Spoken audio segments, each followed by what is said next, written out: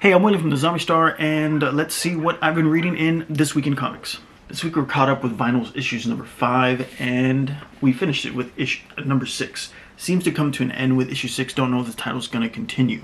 Right After Bad Vinyl is not going to be an easy read, and definitely not going to be for everyone, given the material. Vinyl tells a story of what happens when two groups of the most violent and brutal serial killers go to war, as we see main protagonist Walter lead his band of killers into a literal fortress of more serial killers. If that sounds completely ridiculous, it's because it is. Other than Walter, this story has characters that really have no sense of morality or any kind of end game or goal.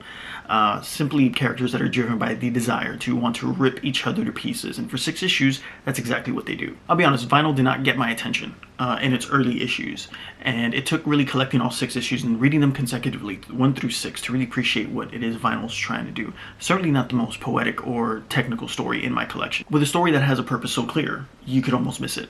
It's blood, it's mayhem, it's guts. And while Vinyl does try to push a narrative, it clearly wants a reader to focus on its unique and disturbingly colorful cast of characters.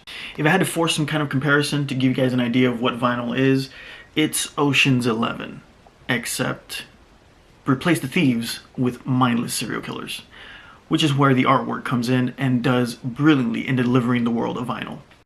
The artwork is unapologetic in bringing you the insanity and absurdity that is Vinyl, where the visuals manage to be beautiful and disturbing at the same time. I did mention that this is not for everybody, given the pretty intense material, easily one of the most disturbing books in my collection. Another thing that stood out for Vinyl that is really unique for me as a collector is its wraparound covers. You don't see this a lot these days, and for Vinyl I thought that was pretty cool. I mean, I'm sure there are more titles that do this, but for me these wraparound covers are pretty awesome and was another reason to collect this title. As I said, this book is pretty gruesome.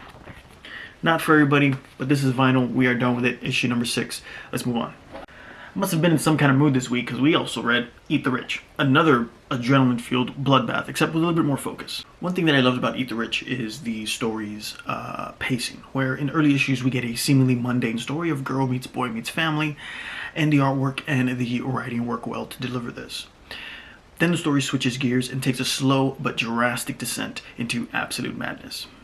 I also really appreciate the story for being kind of a mixed bag and a good blend of not only murder and mayhem, but is able to flesh out a dysfunctional romance, definitely a story of vengeance, and even a bit of dark comedy, without it being overly vibrant and mostly relying on dark colors in order to capture the lavish lives of the Hadley family, and really the insanity and the drama that really pushed this story forward is just done beautifully. I also feel there's an underlying expression here of how the super wealthy exploit the working class, and it does this pretty well in its both artistic approach and its and in its writing.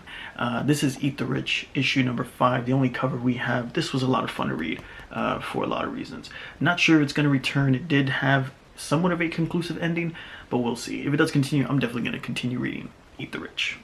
Really switching things up, we're going over to Berserker, issue number 6 that we're caught up with this week, and still loving this straight action title as well. By issue 6 now, it's following the story of B, which is an immortal super soldier. And while Berserker is an intense action title, it's really building up to be a great morality tale, where we continue to see that B is being used as a weapon for the government, but issue 6 begins to express some strong feelings about his purpose.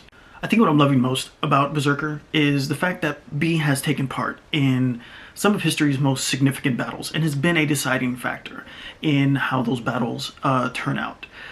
He is all-powerful, he is immortal, he cannot be destroyed, but despite all that, he is not as dangerous as those around him who want to influence and use him for their purposes.